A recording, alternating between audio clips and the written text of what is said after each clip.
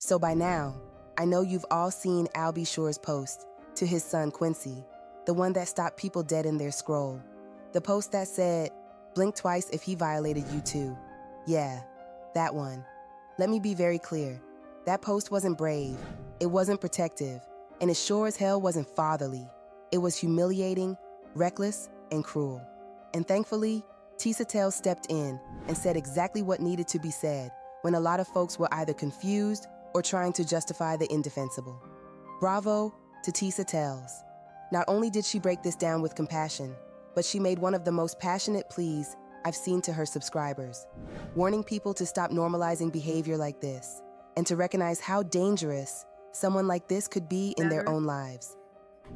I'm gonna pray for y'all. You guys, stop it. Reject the patriarchy. There are men that are shitty fathers and they're not trying to be better. There are horrible people, mothers and fathers, that became horrible parents and they're not trying to do better. It's okay to say that.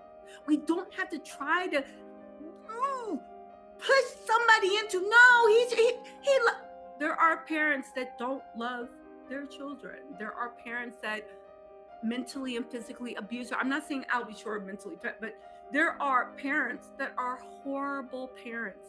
And there are men that don't want to be fathers and do selfish stuff. And stop it.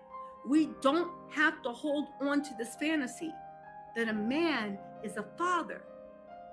Release yourself from patriarchy.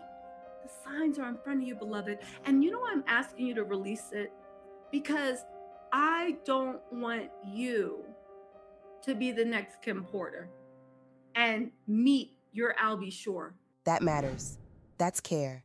That's responsibility. Because here's the reality.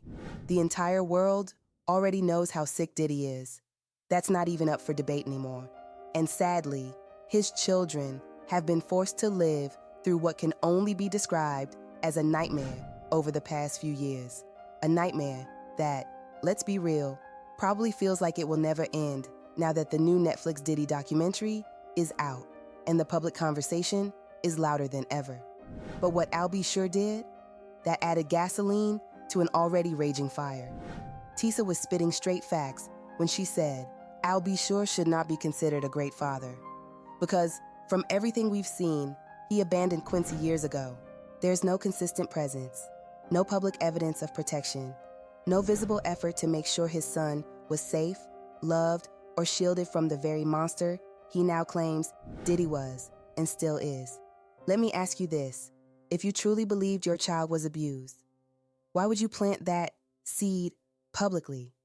A good father would move heaven and earth to protect his child, not re-traumatize him on Instagram. So what was the reason for that post?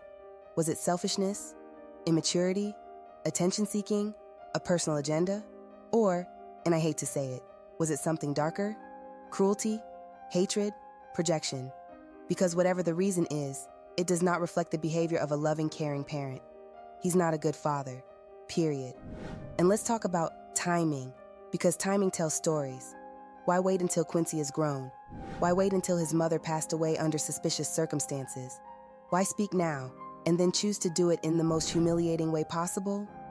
Maybe we need to ask him the same question that he tried to throw at his son. Because sometimes, people project their own unresolved trauma onto others. And I'm tired of people running to social media to either start a beef or join one, especially when it involves ongoing family trauma. That's not content. That's damage. These are conversations that belong in private, within families, and in many cases, with a qualified therapist who can actually help begin the healing process. If Albie Shore was a great father, he would have sought professional support for Quincy. If he was acting like an adult, he would have recognized that posts could cause irreversible harm. If he truly cared, he would have chosen healing over humiliation. So I want to ask you, what did you think when you saw that post? Was it truth-telling or was it reckless and cruel? Drop your thoughts in the comments. And I think we can all agree that social media platforms are not the place to resolve family issues. And I truly hope that this father and son can connect one-on-one and walk the path to healing and forgiveness.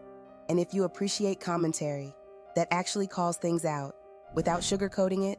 Make sure you like, share, and subscribe. See you in the next one. Peace.